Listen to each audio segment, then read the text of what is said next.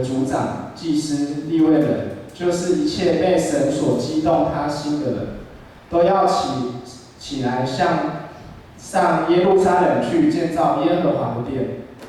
他们四围的人就拿银器、金子、财物、牲畜、珍宝帮助他们，另外还有甘心献的礼物。古列王也将耶路撒冷的器皿拿出来，这器皿是尼布甲尼撒从耶路撒冷掠来，放在自己神之庙中的。波斯王古列派库官米提利达将这器皿拿出来，按数交给犹大的首领色巴萨。今天正道的讲题是从神庙到圣殿，我们请知美牧师。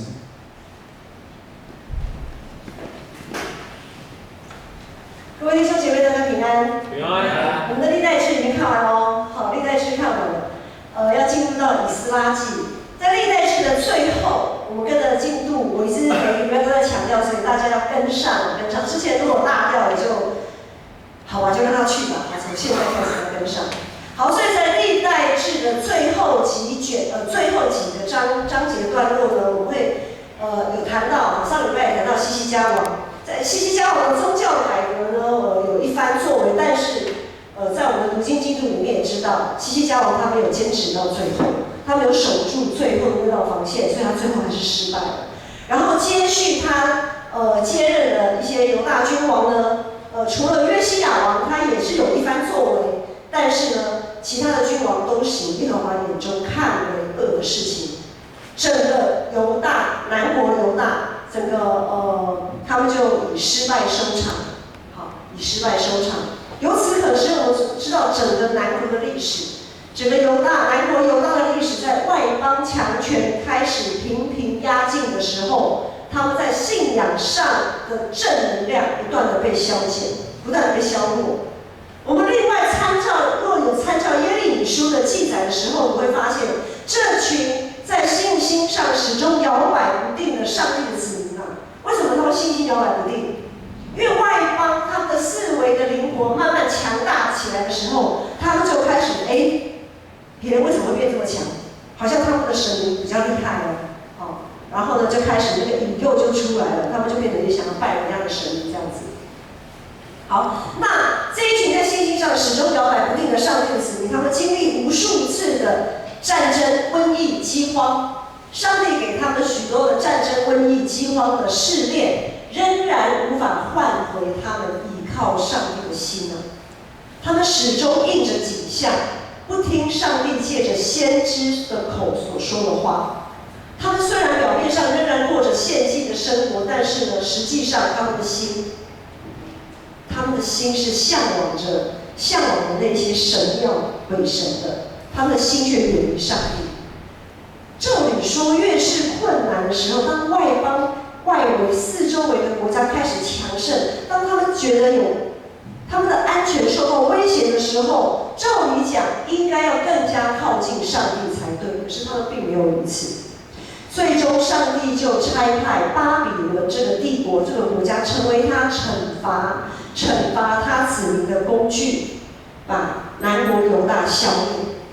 在这之前，北国已经消灭了，对不对？我们之前在看《列王记》的时候知道，北国在这个时候已经被消灭，北国是被亚述帝国消灭的。那南国呢，是在亚述之后的巴比伦帝国被巴比伦消灭的。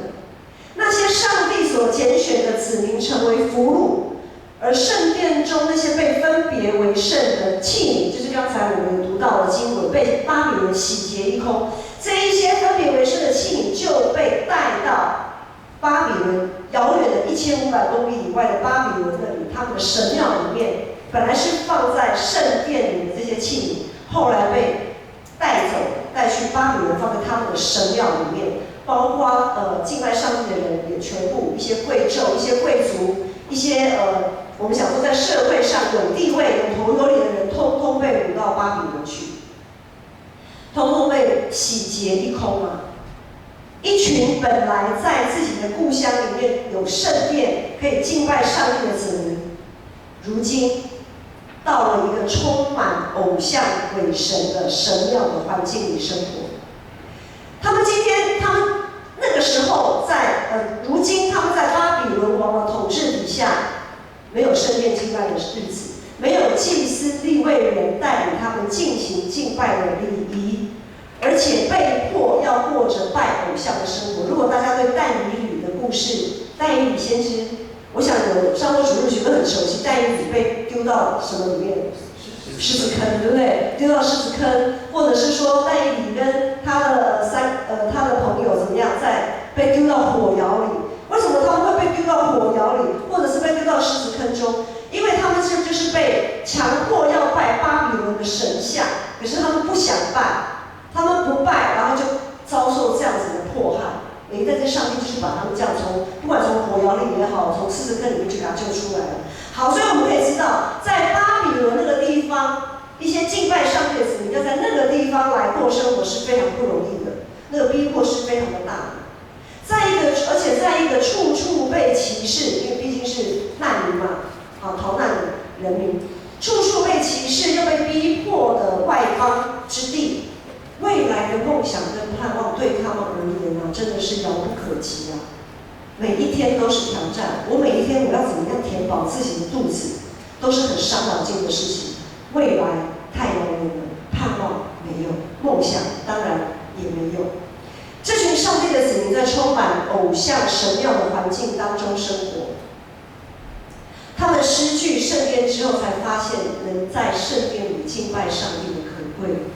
人往往都是失去了才懂得珍惜，千金难买早知道。这份很深刻的悔恨，深深扎在这群犹太人的心中。而上帝过去对他们所说的一切话，成为他们能坚持下去的那个力量。因此，有些人就开始甘冒生命的危险，私底下约一约，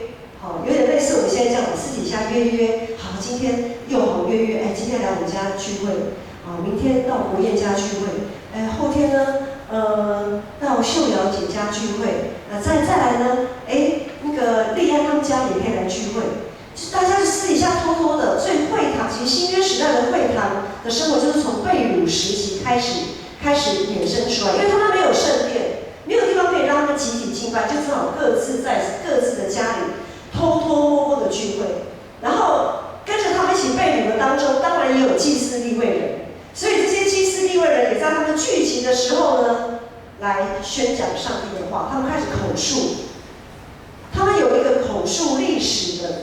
就是犹太人，他们会一直不断的述说过去上帝的作为，上帝如何从出埃及然后等等，一路上怎么样保守看顾他们。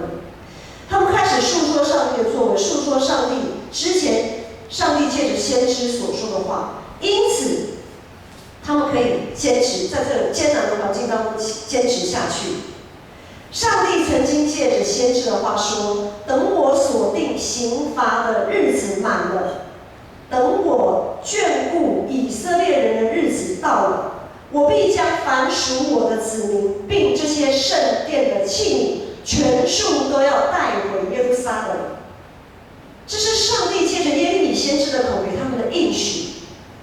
他们也紧抓着这样的应许，等待，再等待。果然70年过去，波斯帝国取代了巴比伦，成为雄霸一方的霸主，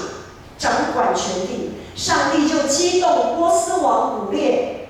让凡属上帝的子民都可以回到耶路撒冷重建圣殿。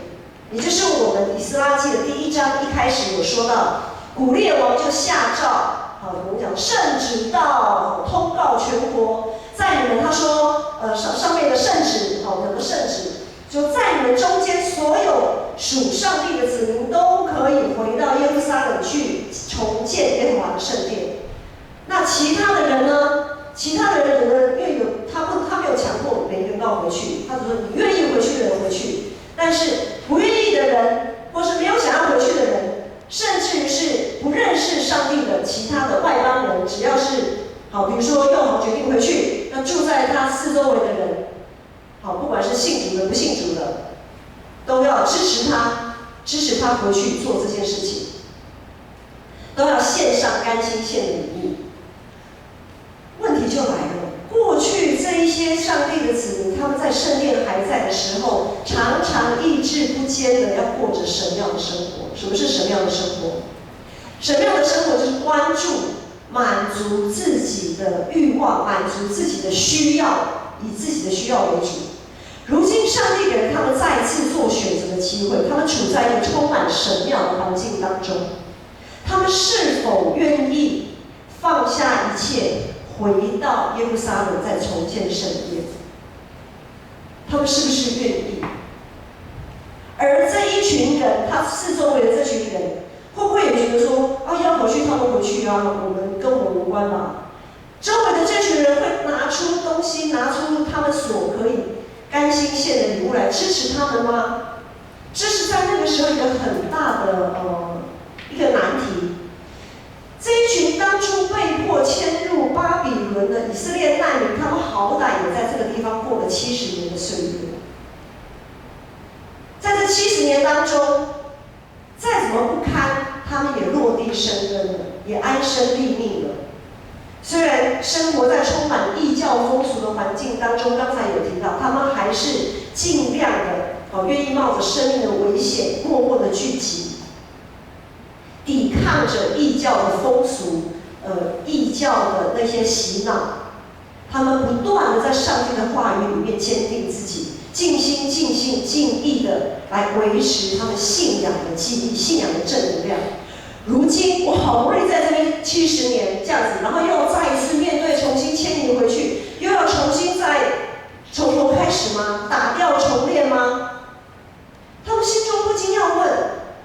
我已经在这边这么的努力了，应该也够了吧？我还要再回去吗？这就让牧师想到了，牧师的父亲，当初他在19岁，1949年的时候，他19岁的时候，因为大陆那边国共内战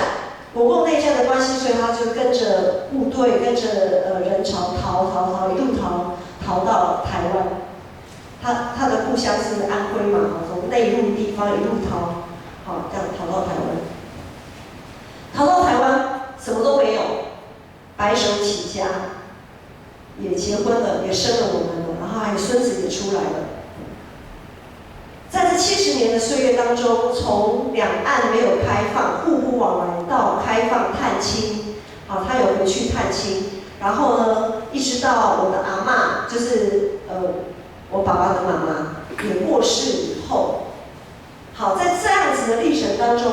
也没有想说要回去了，也没有想说要再搬回去，因为在这边就已经有自己的家庭、自己的生活，都很习惯了。那等阿嬷过世之后，就更没有理由要回去了。我爸爸都不回去，那我们呢？我们是生长在台湾的人，就好像那一群被掳到巴比伦的人一样。我当初我就是从在巴比伦出生的，那我会想要再回耶路撒冷吗？如果照我父亲，他19岁的时候来台湾，他89岁过世，刚好也整整70年。你对于一个80几岁的老人家，他还要千里迢迢长途跋涉的从巴比伦跋涉1500公里，走了将近半年的时间回去，可能还走不到就已经不行了。那对于新一代、第2代的人来讲，我要回去。如果我今天要回去，我的理由是什么？对于当时候要回去的那一群犹太人来讲，他们要回去的唯一理由就是对上帝的渴慕就是在他们被掳的日子里面，他们这么样子的靠着上帝的话被喂养，靠着上帝的话被建立，靠着上帝的话才有盼望，才有梦想。他们是靠着这个，然后呢，他们可以在那个时候做出一个选择：我要回去，我要回到一个可以自由敬拜上帝，而且是被分别为圣、上帝所选为居所的耶路撒冷。我要回去。他们是抱持着这样子的信念回去的。如今我们现在也是处在一个到处都充满了神庙的环境里，我们眼眼睛所看出去的，耳朵所听到的，都充满着与我们的信仰相背离的价值观。许许多多撒谎的蛇，很多的媒体都是在吹牛，都是在说一些不真实的话。许许多多的骄傲，让我们的欲望不断的扩张。小车子之后就要换大车子，小公司以后就要换大公司。我的薪水，当我在转换工作的时候，我的薪水一定要越来越多才行。然后呢，别人娶的老婆漂亮，我娶的老婆就要更漂亮，好，等等之类的。很多时候我们都在比较，我们的言语当中充满了许多的欲望，没有办法满足的欲望。而我们生活在这样子的环境里面，我们也有的时候不经意的会被影响。当我们充满了许多想要被满足的欲望的时候，我们就会开始找很多理由跟上帝请假，或者是跟上帝讨价还价。虽然在这当中，牧师知道有许多人仍然是排除万难，抵挡这个世界的价值观，努力的从神庙生活要进入到圣殿的生活。但是也有些弟兄姐妹仍然耐不住那动摇摆的心，好，仍然无法稳定坚定的站立在上帝的面前，常常就会跟上帝请假，推辞一些服事，似乎走在一条圣殿回到神庙的一个回头路里面。我们到底是要从神庙走向圣殿，还是从圣殿走到神庙去呢？上个礼拜牧师有提到，当我们教会朝着异象前进的时候，有许多的谎言会窜出来，动摇我们的信心；有许多突发的状况也会跑出来扯我们后腿。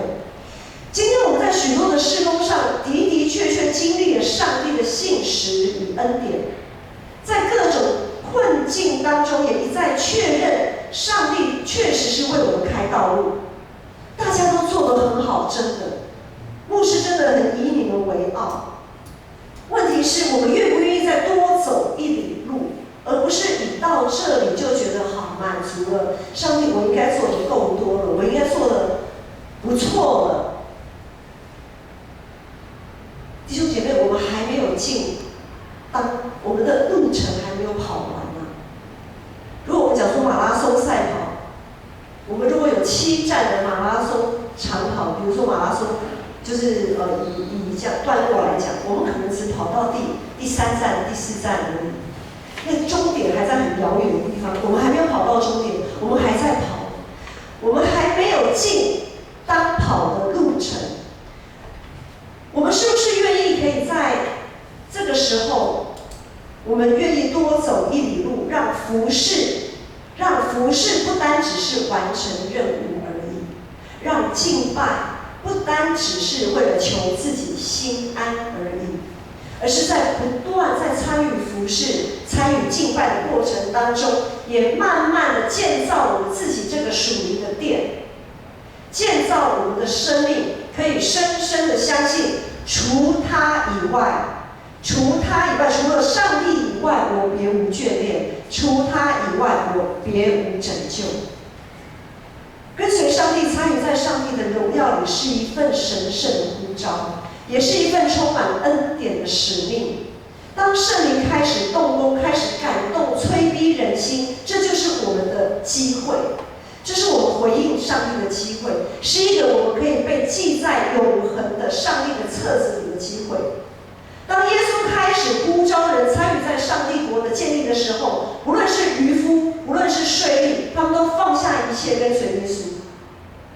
可是这些跟随耶稣的门徒，并没有因为放下一切，他们就挨饿受冻，反而他们亲自经历了5饼2鱼，经历了使水变为酒的神迹。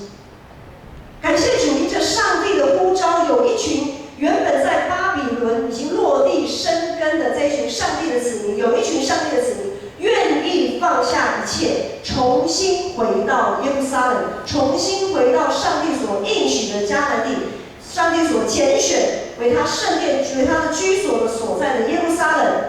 要重新建造圣殿。而那一些支派的，不论是支派的领袖还是宗教领袖，都身先士卒。我们请黄信放到我们的经文的段落第5节、第6节。就好像我们在教会里有牧者、有长职、同工、干部，带着大家一起要经历一场从神庙走向圣殿的旅程。我们看到第5节说，于是犹大和便雅悯的族长、祭司、利未人，就是一切被神激动他心的人，都起来要上耶路撒冷去建造耶和华的圣殿。好，不只是这些人，他们被激动，他们回应。而第6节继续说，他们四围的人也愿意，就是没有回去的那些人，或者是不认识上帝的外邦人，是住在他们的附近的人。他们四围的人就拿起银器、金子、财物、牲畜、珍宝来帮助他们，资助他们，供应他们一切的需要。不单单是他们旅途上的需要，或者是回来生活上的需要，更是他们为了建造圣殿的需要。那波斯王他也打开过去被掳到巴比伦神庙里面的那些原本分别为是属于圣殿的一些金器银器，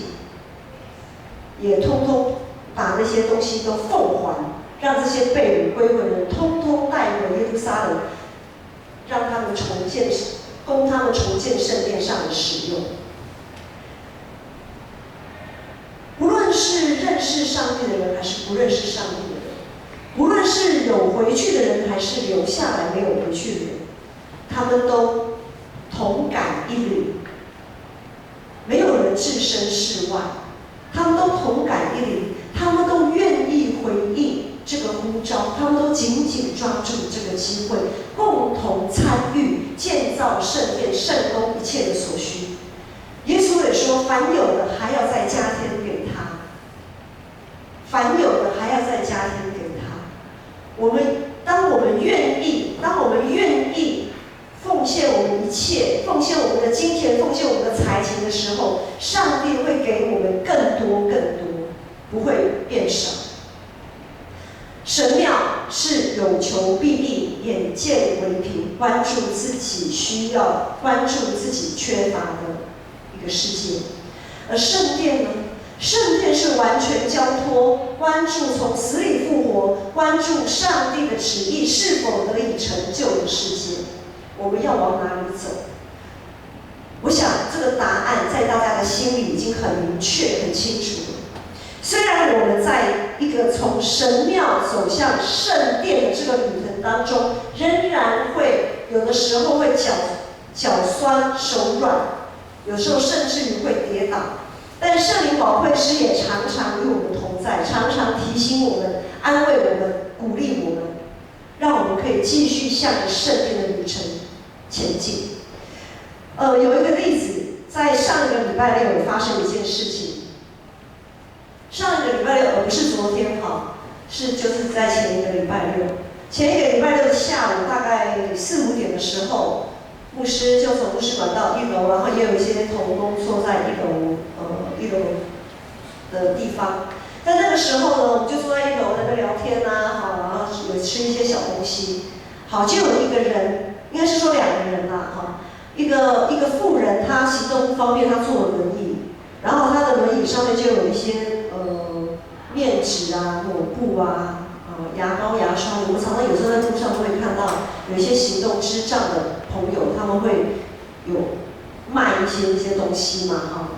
那就另外有一个妇人就帮他推的轮椅，好，2个妇人就这样，一个推着轮椅，一个坐着轮椅，然后上面有一些商品这样子，然后就进到教会里面来，要来贩售，就开始说给我买一点吧，然后怎么样，我需要什么什么什么啊，买一些东西这样。好，那牧师那个时候呢，脑袋瓜里面有非常多的想法这样的过去，非常多的想法。第一个想法是，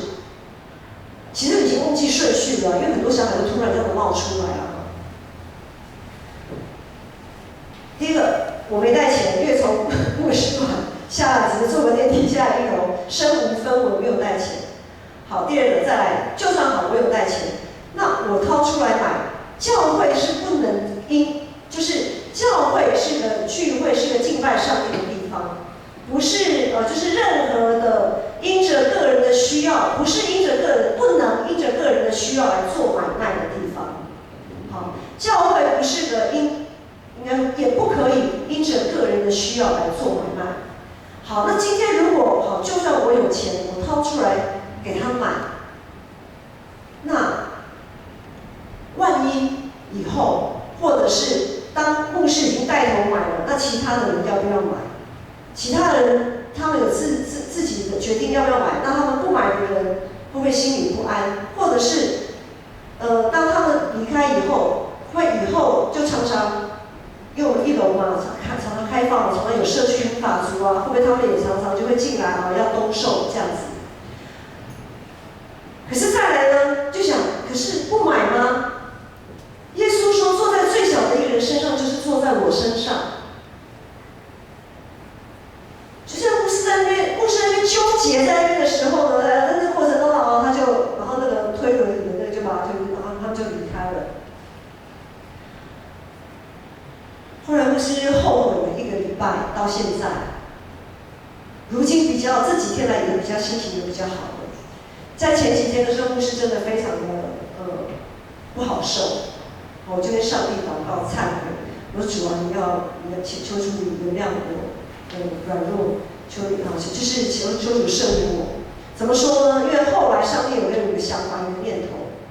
他说没有错，在教会里不能做买卖。那他离开的时候，我可以追出去嘛？他到门口或者是到那个，我可以追出去。我当下我可以跟一个姐妹借钱。然后我追出去说不好意思，因为我们在教会里面不能做这样子的买卖。但是出来在教会我愿意支持你，好，类似这样，就跟他做个说明，然后就实际上也支持他。那如果是可以这样的话，不是很好吗？两全其美。但是这个机会已经失去了，好，因为在我挣扎的过程当中就已经走掉了，机会流失。然后我在祷告里面。我就跟上帝讲说，主啊，真的求你怜悯我，我希望你还愿意给我再一次的机会。如果在我常常在逛我们讲牧区好了，在路上走的，我如果有再碰到他，我一定会支持他。好，求主你给我一个这样子的机会。我希望能够把握住，如果上帝还给我有机会的话，我希望我不要再失去这样的机会了。我不想再为这样的事情后悔。所以在我们的生活当中，其实常常充满了许多的挣扎，包括我们要面对我们未信的家人，很多时候我们会在他们的眼光、言语上，我们有很多的挣扎。比如说，我们常常可能要跟他们解释说，他们的疑惑说，为什么礼拜天好不容易放假天，你们还要牺牲睡眠，还要来做礼拜？为什么要牺牲休假休息的时候还要来聚会？为什么身体已经不舒服了，就有一些负责爱餐准备料的姐妹，我们每个礼拜吃爱餐，很多的姐妹们，她们其实身体上筋骨都有问题，可是她们还是愿意来切菜、备料、洗菜。那如果她的家人不信主，会不会觉得说啊，你做这些干什么？上帝也没看见啊，不然上帝为什么不医治你？你手已经这么痛了，腰已经这么酸了，脖子已经快要举不起来了，你还在那去切菜去服侍？有完没完啊？你在家里休息，好好的保养你的身体吧。就是这一些愿意为上帝摆上的人，他们背后，在我们，因为牧师也是第一代基督徒，牧师的家人除了我说妈、我说公，感谢主，但是我跟一贤牧师的大部分，特别是一贤牧师那边，很多他的家族都没有信主的，背后的那些声音跟眼光啊。我们常常要去对抗，不是对抗他们人。好，上个礼拜有讲到了，我们的敌人不是他们，而是我们心里一直让我们拉扯，一直让我们会好像无法前进的那个恶者的谎言。好，恶者的谎言。弟兄姐妹，上帝都都知道，上帝都知道我们为他做的牺牲，上帝都知道我们为他所做的努力。或许你身边的人不知道，或许你身边的人常常在泼你冷水，但是上帝都知道。大家真的辛苦了，而我们也靠着上帝的护佑与恩典，在这个世上也占有一席之地啊，也有个安身立命的所在。今天的经文再次提醒我们，上帝国已经来临，但是却还没有完成。我们当跑的路程还没有跑尽，还没有到最后，在这个年度即将结束，要面对新的一个年度的开始，新的一个阶段即将要展开之前，如果我们的脚已经发软，手已经发酸了，我们要再一次的站立起来，我们要再一次的举起我们的手，坚定的继续走这一条从神庙走向圣殿的旅程。下个主日是感恩节主日，每年的感恩节主日，我们都会安排一个上行的奉献礼。如果你的家里有家人或者小孩，特别我跟他开会啊、照顾啊，家里有小孩，不是只是奉献金钱而已，而是在这个礼拜，其实在每一天呐，那我们在特别在感恩前的这段时间，我们要跟我们的亲朋好友，跟我们的后辈，不断的数说上帝的恩典，就像那些被掳到巴比伦的那些犹太人一样，他们也不断的述说上帝的恩典，述说上帝的话，好叫他们长存一个渴慕的心。然后当我们在感恩节的时候，拿着我们的不论有多少，即便是2个小钱也可以。当我们这样子走，一路这样子往圣殿这样子走上来的时候，那是一个重新立定心志的一个机会。不只是奉献金钱，还是奉献我们的全人，奉献我们的恩赐，奉献我们的才情。这是一个整全奉献的一个机会。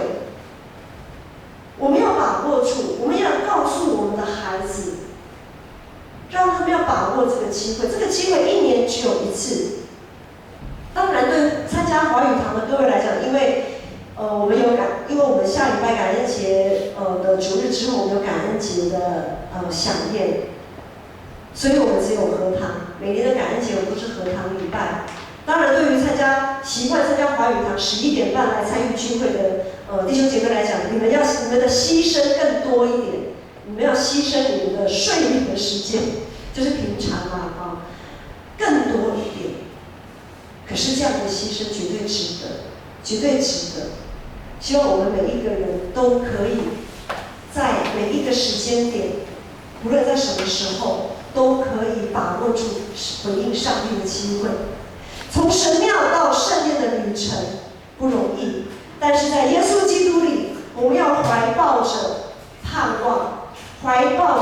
望继续向前，因为我们的神是做新事的神。我们一起起立来唱这首诗歌，来回应